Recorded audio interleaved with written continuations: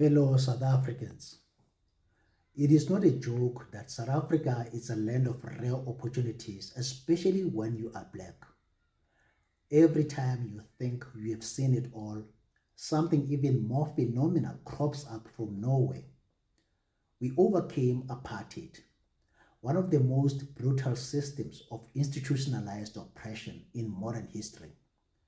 We fought for dignity, for equality, and for the right to determine our own future. And yet today, decades into democracy, we face a different kind of crisis, one that is less visible but just as dangerous. In the 1960s and 70s, when liberation movements were banned and exiled, their main currency was loyalty. Hence, they managed to carry out their struggle even though they were scattered all over the world. To combat that, the apartheid regime pushed ANC comrades with the sole intention of destroying it from within. That's how the ANC ended up being infiltrated by the Askaris. These Askaris became part of the death squad that abducted, tortured, and murdered ANC activists. Then in the late 1980s, with the unconditional unbanning of the ANC, PAC, and AZAPO, we saw the emergence of a phenomenon termed polarization, where black liberation movements were pitted against each other in a black-on-black violence, again perpetuated by the evil apartheid regime.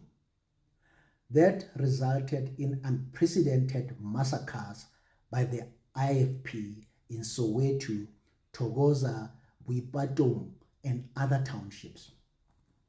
Between then and now, over 480 black-dominated political parties, including the DA, COPE, EFF, and MK Party, have been established and registered with the IEC.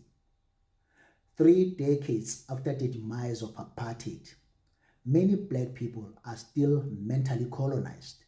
Hence, we have a white political party as the second largest in a 92% non-white nation.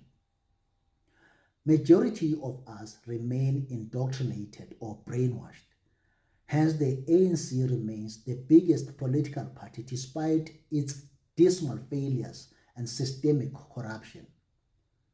The MKP and EFF are the third and fourth largest parties respectively, and their supporters have one thing in common. They have been zombified. That means they exhibit the symptoms of cult members, and they blindly follow their leaders and never questions anything they do or say. Now, a new phenomenon perpetuated by illegal foreigners has emerged, and it's called xenophobication. Anyone who legitimately complains about the influx of undocumented immigrants and their negative impact is labeled xenophobic. That gives these foreigners and diplomats from their respective nations the right to publicly condemn and insult us.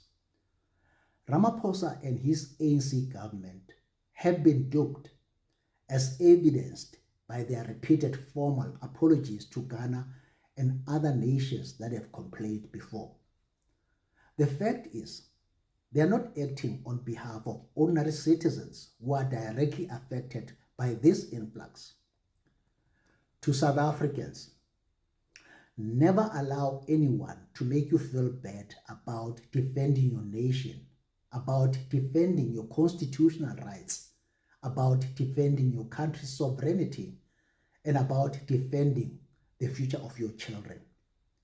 There is absolutely nothing wrong about being brave, about showing character and being wise. Whatever agreement these nations have with the ANC government has got nothing to do with us. A territorial and economic war has been waged on us, and no one is going to fight it for us.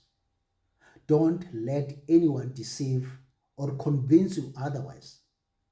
Don't let anyone make you hate your heroes. We must defend and protect Jacinta Ngobese Zuma of March and March, Zandile Dabula of Dudula, and Victoria Africa of Patriotic Alliance. Without these women, we stand to lose everything. Illegals are taking over our country as we speak. Soon they will dominate us in terms of numbers. And when that happens, we will automatically lose our identity, which is already unfolding right before our very eyes. We have seen the coronation of a Nigerian king in the Eastern Cape.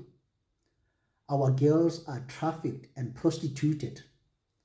Our boys are hooked in drugs. Our buildings have been hijacked and turned into crime dens. Our suburbs have been captured. Our murder and crime rate have increased manifold. What more convincing do we need when the writing is so vividly clear on the wall?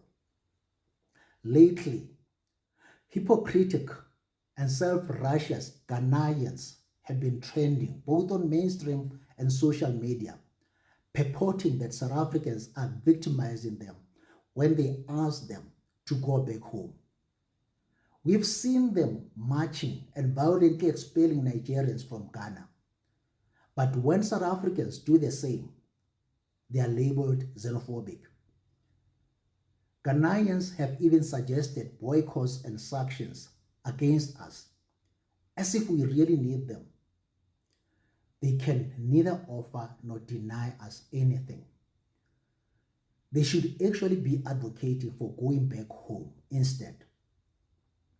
They've threatened to shut down all South African companies in their country, forgetting that these companies are all white-owned and employ 100% Ghanaians. If they carry out their threat, almost half of their population will be unemployed. Stupid, isn't it? As Black South Africans, we have been through a lot psychologically, from infiltration to polarization, from polarization to mental colonization, from mental colonization to indoctrination, from indoctrination to zombification, from zombification to xenophobication. This is it. This is the deepest we can go. We definitely can't dig any deeper.